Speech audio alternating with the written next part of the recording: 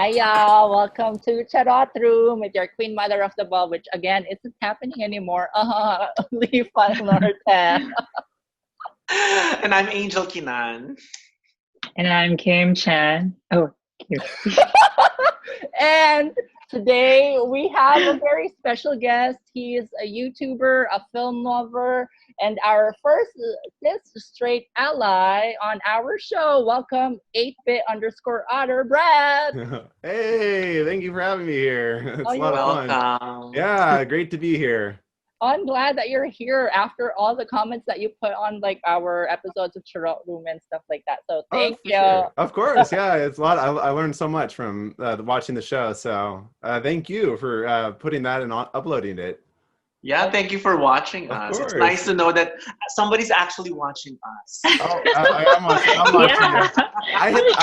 I hit the bell notification. Oh my God. Wow.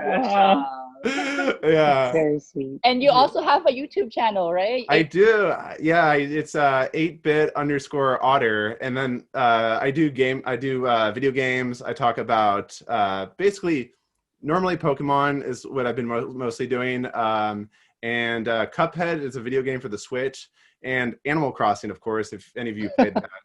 Addicting. So, Animal Crossing is so popular lately, but I don't really know what it is. Can you give a small let me enlighten you on one of the greatest games ever created. It's so fun. So basically how it is Animal Crossing, you play as a villager and you go to an island, and the island is being put together and they're trying to build a city, and it's led by this raccoon named Tom Nook, and he basically wants you to help the island, become a full-on city. So first day you arrive, he tells you, okay, we're going to need you to gather materials and stuff. We need to build some things. We need to get you moved in, and we need neighbors. So we need neighbors for this town. So you get 2 neighbors to start with, and the more you play, the more neighbors you get. You dig in the ground for like fossils. You can is it interactive with other players or friends who are also playing? That's true. Are you playing that, Lee? No, I don't have any. What platform is it? Is it a Nintendo Switch? Nintendo Switch. Yeah, I don't have a Switch. Oh, it has to be on a Nintendo Switch. You can't play with it on a laptop or phone or anything. They do have a phone version called Animal Crossing Pocket Camp, which is also very fun. But the new one that everyone's hyped up about is New Horizons, and that's only for the Switch. And yeah, you can play it with other people. So like if you all got a copy of the game, we could play online. It's the perfect game for sheltering in place. Yeah, that's what I heard. A lot of people like that sold out like quickly, and it wasn't pre-order and stuff because like so many people like had to have it, especially. They're like, I need it. I can't on lockdown. All of you. Oh my God. No, I've heard of it like on the seminar that we attended. Lee, remember? And then, really? Yeah. And then it was also mentioned by some of my cousins. I see it sometimes on social media that people are talking about it, but I'm like, I don't know what's going on. I guess I'm that old. I think, actually, the coolest thing about the game is actually really inclusive too, because you have the option to change your gender in Animal Crossing if you want. Oh, really? Like in the middle of it? In the middle of the game. In the middle of the game, like you can literally. So you can transition while you're playing. Yeah, exactly. it's like it's a really progressive game in that sense, where you can customize yourself and you can do whatever you want. You can, and then you're like, hey, I want to change my gender, and you can do that in Animal Crossing. And what was the other thing? There was something else that was really cool. Oh, so you can wear any type of clothes. There's not like you if you select a boy. Also, like a girl could wear absolutely.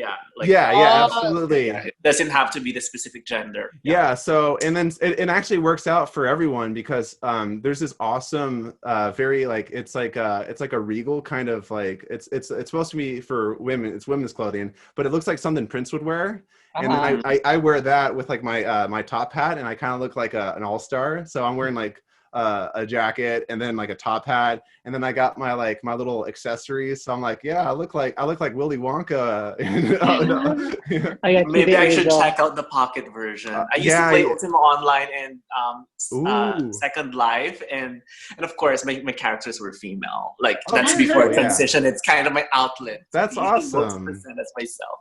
I haven't played interactive video games at all. Like I only like battle games. Like that's why I like Street Fighter a lot. And Mortal Kombat and stuff like that. So those are like the type of games that I used to like to play, and I haven't in a long time.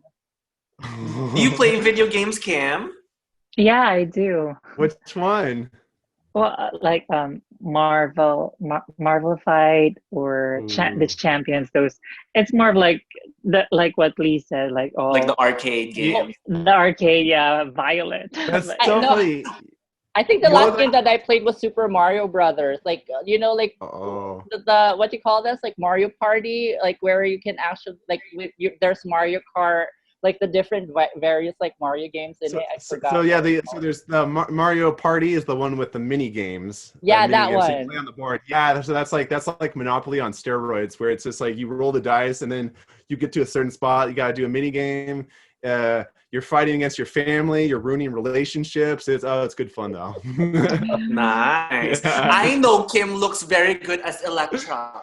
Oh yeah, I was actually watching I saw your Instagram posts. Those were really fun. Thank you. Your competitions. I felt so bad because I didn't want to rank anyone the lowest. Like I didn't want to be like a jerk and be like, oh no. You can like put everybody as tie though. I didn't think of doing that. And then Lee would still count the vote as the same score for everybody if you like made it a quadruple tie. For anybody who's watching, it's actually we did this quarantine ball. Like every week we would have like a different category and people can vote. So if you want to catch up on that, that's actually on our Facebook Instagram. Cool. I mean, obviously the voting ended already, but you'll see one of the things that we did is Kim was Electra, and then me and Lee were like Kitana and Milena. Everyone did great on that. I love that you're just, oh my God, you're like the fans of my favorite things. So it's just like that whole entire sentence, I liked every word in it. I'm so sorry. There it goes. Oh, you're good. Yeah, back online. That's what happens when your movie recording has been stopped automatically. What's going on?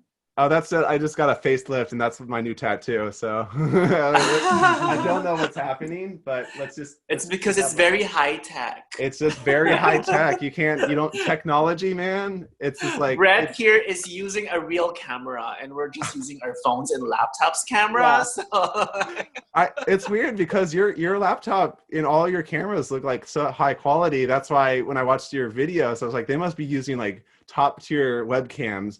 I better be on their level, and that's why I set this on. And I was like, maybe my phone camera is just not that good. Oh my God, it's so dude, your setup's so amazing. I saw it on you sent me a video of it. I'm like, oh my God, so cool. Yeah, for me, it's all about the lighting and kind of just the positioning. Yours is really good. And I think the white wall really balances the light perfectly, so it's not too.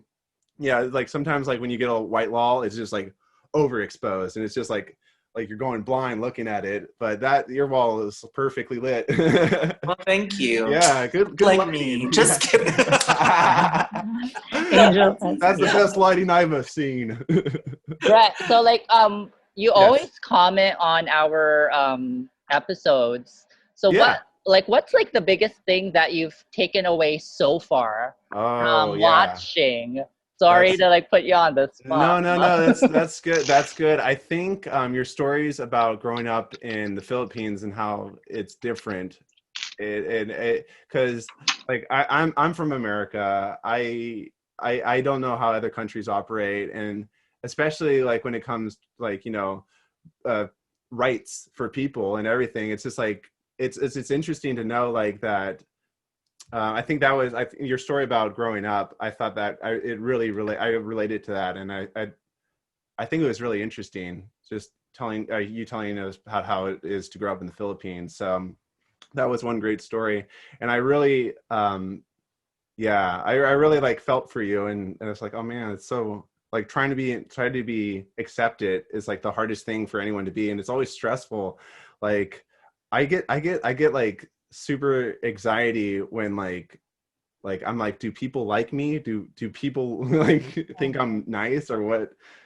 So I always but I can only imagine what it's like for all of you, because it's like it must be amplified, because for me it's just like it's like a migraine, but I don't even know how it's like for all of you. So yeah. So and I think that basically listening to your stories and kind of understanding and rationalizing the world around us, the changing times and everything, it's really informative. So I really appreciate you sharing your stories, because it's probably really hard to talk about. I can only imagine. It takes a little bit of like getting used to, you know. It didn't start like that. I think acting really helped with that, like kind of pushing yourself to be more less shy or less nervous when you're talking about your experiences, and being more open and honest, and kind of and putting things into words also, because sometimes you know the idea, but if it's the first time you're explaining it, it's hard to just put the words into it. And I appreciate that. Thank you very much, because you identify as a cisgender straight ally, right? Yes, that's right. And it's nice for us to hear that somebody's listening to our stories also, and somebody's very interested in kind of also finding ways to be an ally. I mean, just by listening and supporting our channel and our talk show, I think I'm very appreciative. Of course, appreciative. No, 100%. See, just putting it into words. Well, I think what I always think is this, like the most powerful tools we have as human beings is our ability to comprehend and understand. You know, it's like we're able to speak and convey ideas to other people. We have the ability to do the opposite, receive and understand ideas from other people. So I think it's very essential. And it's always important just to listen. I think listening is important. And then when from listening, you can form an opinion based on, you know, your life experience and your beliefs and your personal ideals. And then have a conversation. And I think listening is like the first step, and then understanding, and then like, you know, using your ears and eyes and mouth and all your senses to, you know, be a team player basically, and see how other people experience the world. And I think that it's the least we can do, you know. So has it helped you become a better person, kind of, or cope with stuff, knowing that people like us experience similar hardships to you? Or have you learned how to, you know, I don't know how to say it. I hope you understand what I'm saying. I think I know exactly what you mean. Is this basically like appreciating basically that everyone's different, and like, you know, I guess the best way to phrase it is, you know, I might be going through something in my life. I might be going through something bad, and I'll think my day is the worst day. Like, this is the worst day ever. This is the absolute ball in the barrel day. But how does that compare to someone else's worst day? How does that compare to someone else's, you know, absolute worst day? And then how do you compare that to like your best day, or you know, like an average day? So I think listening to other stories and like listening to your experiences, it just makes it like, I guess I do appreciate, the best way I can say it is I relate, even though it's not the same. I know. I think I will phrase it in a more I probably would stuttery way. phrase Sorry. it as hearing other people's stories kind of makes me realize some of the privileges I have for not being in their shoes, and actually helping like use that, you know, privilege of like having a better voice, because you have a different network and you probably explain whatever our experiences with other people. That was the word I was actually looking for. Is just like accepting. I thank you. Accepting the privilege. Yeah, you got it. That's the one I was looking for. Accepting. No. That wasn't the word. I was like accepting your privileges. I think accepting your privileges is just like knowing like what you're allowed to get away with as opposed to someone else. Like the double standards of life. It's just like maybe I could do something and then get away with it, but it might not be the same for everyone. So I think it is eye-opening, but at the same time, there's something more like empathetic and more like something like connective, where it's just like I relate to like not exactly, but to an extent, I can feel like the pain of like, trying to fit in, trying to like, be accepted. And it's so frustrating because it's like, who are we trying to impress? You know what I mean? It's like, who do we have to impress? Who do we need to impress? And I think that the first one we should impress is ourselves, and just constantly from the first day to the last day, you should always be in between that, should always try to be bettering yourself and then learning and listening and understanding. And then there's no way you can really fail. I think just as long as you're improving, and maybe you'll make mistakes along the way, but at the same time, you're always going to be improving and then seeing what works and doesn't work. So I guess that is a good way. That's nice to hear. Do you have any questions for us? Yeah. So the question I really wanted to know is how is life in LA for someone who's aspiring to be in the entertainment industry? And do you have any stories that come to mind of like, for like getting into a role or something fun or like something like that? I don't know. Kim has the most experience now. All right. Yeah. Ooh, yeah. Yes. That's I'm the right. most experienced here. That's right. Yeah. No, go ahead. Angel, do you want to? That's so cute. Doesn't want to answer. Do you want to answer, Lee, or Angel? I think it's different for everybody. One of the things that I've seen is it's important to find a day job first. So it's kind of like a non-acting advice, because acting, it's hard to make money in acting until you get there, I think. So having a day job, and day job could be anything. Like you could be within the entertainment industry, so maybe off camera, I mean, luckily I kind of had a job already, and acting came after I had like a career already I'm a nurse. So cool. That's awesome. But that really is where my money is coming from. It's not really coming from acting.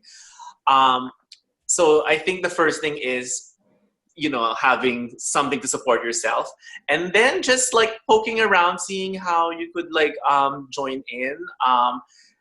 LA casting was the easiest place, I think, for me to connect randomly to everybody, because it's lacasting.com. It's or it's called Casting Networks. So there's like some independent commercials there. There's independent, let's say, music videos, film. There's a lot of like print. There's a lot of like different projects that will be posted there. A lot of them are non-union. I mean, for the union ones, it might be posted there on some occasions, but for the most part, if it's like very big projects, you might have to go through an agency for them to see it and then kind of like put you in there. But if you're starting and you want to start collecting, let's say, experience and reel and kind of start a resume, then that's a place that you could start, I think, the LA casting, and just submit to the independent projects, and you're kind of will get used to getting an audition, going to the audition, being nervous for the audition, and maybe eventually kind of, because at the beginning it's going to be very technical. At least for me, at the beginning it was very technical, because it's about kind of, where do I look? What do I wear? I mean, what do people do when they go to the audition? So whenever I go to the audition at the beginning, I would be watching other people instead of concentrating on just doing whatever I need to do on camera. I see. But, so I think those two are the main things that I would recommend, I guess, is the having a day job and to start trying LA casting. Makes sense. try the different projects. So I guess to know if you want to be an actor really, or you know. So that's awesome. That's cool. And that's really, that's cool that you have a pretty cool day job too. But it's probably stressful right now, huh? Yes. I mean, there's a lot of changes, you know. I mean, even the hospitals are not making a lot of money. I mean, it's kind of like it's weird because obviously, like with the COVID, people should be going to the hospitals, but it's actually the opposite. So a lot of the people who would, let's say, seek help for other medical conditions outside COVID, when all of the scare came in, less people would do, like, let's say, elective surgeries, or would try to go and seek help for whatever they're experiencing. And obviously that also affected the hospital's number of patients and income. Yeah. Sorry about that. My camera did that thing. But yeah, it's the COVID. Yeah, I can't believe that. Oh my God. It must be, I can only imagine, sorry about that, how stressful it is for you just to, like, oh my God, every day. Like, man, thank you for helping the world. Well, whatever I can, yes. Yeah. The nurses are important, so it's definitely great. Is there anything else that you want to ask? Oh, you want me to answer that question? Oh, yeah, of course. We have absolutely. Our supermodel here. She should be answering acting questions. Let's do it. Yeah, I'm all ears. Can you repeat the question? No, I'm kidding. Oh, what? No, I'm kidding. Yeah, what for you is the essence of being an actress? So no, basically what I think is like, at least like there are platforms like YouTube, Instagram, TikTok, where you can actually just try to keep on acting. I feel like it's a muscle. So if you really like it, just like try to keep on doing it every day. Yeah. Try to look for scripts online that you can practice with somebody. Try to find groups, acting groups, where you can find like a group community of people that can help you. Like with to set your goals and to like have accountability so that you can actually meet your goals when you set them. So I feel like in the beginning, that's kind of probably, if you haven't done that yet, I know you have a YouTube channel. So I do, yeah. I bet you've already done most of that. So I do daily. I'm not daily, but I try to like make a daily video. Sometimes I'm not acting as a character, but I'm just like, you know, screen present, kind of like turn on my YouTuber mode, you know? Yeah. The persona. But yeah. I'm always down. It's so funny. Like, well, we should totally all together, like when this whole thing's over, we should just like hang out and make a film. That would be so much fun. Cause that would be fun. Yeah. I have an awesome computer that I'm a pretty good editor. I'm not bragging or anything, but it's just like, I love, I'm not bragging, but it's like, I do love editing. So if you need an editor, I'm down. And I also write too. So, it's just filmmaking is so much fun. So wait, writing. You had a question about yeah, that's right. And that is a question that I think is very important to know, is basically how can someone like me basically write for inclusion. And then writes, like, if I have like a character on a show, if I'm writing the story and I want to base a character off of like Lee, or maybe let's say Angela and Kim. We'll say all three of you. We have like, let's say it's like the golden, not like the Golden Girls, but it's like, it's kind of like maybe like what's a show that's kind of comparable. Let's say it's like the New Girl, and then I'm like the nerdy guy, and then it's like a sitcom where like Neighbors or something. How would I go about properly? Writing for diversity and writing for, you know, someone who I'm not, basically inclusion writing. Is there? That's like, for me, I feel like that's such a difficult question to answer, because even for myself, I could only speak on my experience as a trans person, how I identify, the stuff that I go through. So basically, I feel like if you already know what your character is like and you want to base it off somebody, I guess trying to touch base with that person that you want to base that character out of would be a huge thing. Yes. Normally when I speak at church, I always precursor everything that I say, that the stuff that I say that I go through is what do you call this, unique to my situation, because I don't want it to be a blanket statement for all of us. Like that's why I did want to create this room for us to discuss like the differences and our similarities as well. So and then I'm learning as much as you are too, because like I didn't know that Kim did the hormone thingy at age 14, and I've been friends with Kim for a couple years now, so I never knew that before. So I guess like that's my 2 cents. It's so hard because I'm really not a writer. Angel has written something though. Oh, nice. Yeah, very cool. Yeah, I wrote like it's actually Starlit Diner, and it's just shot like on completely green screen, and really I just wanted to act, so I started writing. You know, and it's a lot of my own like authentic experiences kind of like scattered on this 3 main characters, and then I partnered with Carolina and Sarah, and I spoke to them, and we were kind of like open in adjusting the characters based on the 3 of us as well. Nice.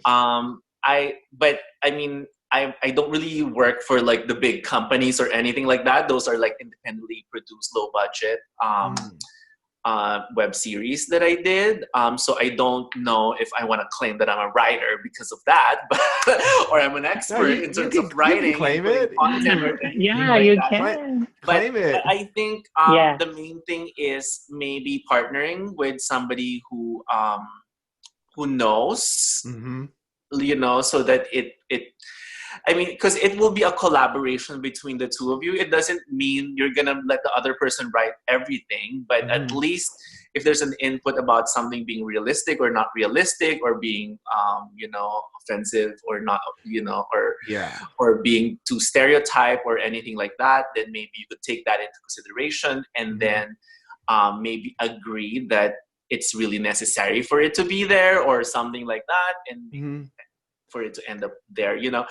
So for example, like a lot of like for some TV shows now, like partner with actual trans people to write the show or co-produce the show, or it doesn't necessarily mean that they're the writers. Sometimes they have, like, you know, Scott Schofield, or let's say he would not specifically write, I think, but I think I've seen his name as a consultant, correct? So so maybe consulting with somebody and giving the credit to that somebody when you do end up using it. But again, I'm not an expert, and I don't know how in deep you will be already writing it before consulting, or you consult from the beginning. But then I think if the intention is good and it's good material, and then you partner up wherever part it is, at the beginning or at the end, or like, you know, or then it will be good to have that open mind and open ears and kind of collaborating, especially if you never experienced those specific things that you're going to be writing. A lot of the things I've been hearing with, let's say, my acting teacher, with some writers, is kind of like write what you know. So that actually might relate to this topic too, is kind of like, how would you write something if you don't know about it? I mean, listening to Charot Room is probably something that like helps you know about it, and so at least you're starting from somewhere, you know, and then maybe partner up with Lee, especially if you're basing the character with Lee, and just getting an opinion about it. And I don't know, it's kind of it'll be hard for me to say, like, but writing is such a fun experience, so congratulations for you know, for wanting to do that. And actually, to go back with the editing, I think it's such a great skill, because a lot of the collaborative like projects that I know, usually editor is the hardest one to find. Oh, really? So I think having like an editing skills is, I think, will give you that good points for being a collaborative partner. That's awesome. Also, like one more thing. Like I feel like if you write something, just be okay to write whatever you want to write, and then when you consult with someone, just be open and not be like, just tell them like, this is as far as you know. You probably have mistakes, and then because like nobody's like perfect. You'll still gonna make mistakes. You might offend a bit, but as long as like that person's already in the know that, you know, this is as much as knowledge as you have. Yeah. You're open to make the changes because you did consult with like one of us, maybe. Yeah. Then that might, I mean, just at least like I on my opinion, I'm already happy that somebody tries to include us because it's already hard. I mean, it's hard, and I feel like I know Nikki and the other previous episode said that sometimes like the cis white man's voice already has been heard, so like make way for other voices to be heard and stuff like that, not to like belittle this white man. Yeah, so coming from outside point of view, because since I'm not really in the entertainment industry, I feel like going to classes, collaboration, meeting the right people, you know, just keeping networking would be probably a key as well. Yeah. And also like since you're an artist, you can be creative as much as you want. You can write whatever you like, but also consulting with somebody who has like a better idea, but also being cautious about like, or sensitive of what to use and, you know, those kind of stuff. Yeah. So, yeah. I think Kim here wrote her own stuff on a stand-up comedy, so don't pretend that you're very outside. No. I want to hear your stand-up comedy. Yeah, I want to hear your stand-up comedy. That would be fun. So we're like super like. You have to pay her because she's very high up there. No, like a painting. Yes, yeah. I mean, that'd be fun to do like a fan art of like everyone in the group and like do like that'd be so fun. I would love that. I always like I love fan art. I love my God. So cute. Oh my God. That'd be great. Yeah, and then you could use that as like your channel banner. Oh my, that would be great. That'd be so fun. I did make a channel banner for a channel icon for one of my friends too, and it was just a birthday gift, and I was like, happy birthday, and they loved it so much they used it. And I was like, oh, I'm so happy. It felt so good. Did you drew your own channel banner too, right? Yeah, that's my little icon's me. Yeah, that little guy is. I hope I look like it. I think I made my nose a little smaller because I'm a little self-conscious about my big nose.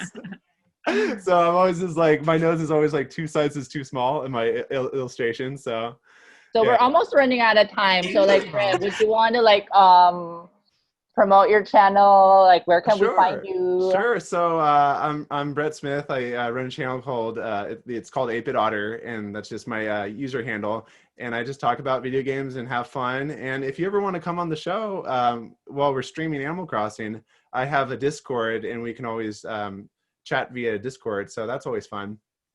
Cool. Like I wish I knew how to play. Like when you guys like have Animal Crossing, we need to do this. Can you please all get Animal Crossing, please, so we can all play? Because if you but we don't have the Nintendo. Was it Nintendo? Nintendo Switch? Yeah, Switch. Yeah. So you need one of these. You need a Switch.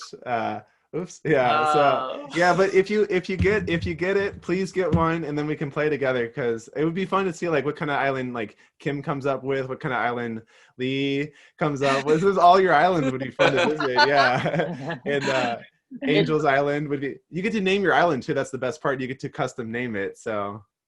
Oh my God. Sounds fun. So maybe we'll see. Oh yeah, and then we can all hang out, and it'll be like we're not in quarantine. Hope so. Well. My island would probably be full of what you call that, charot.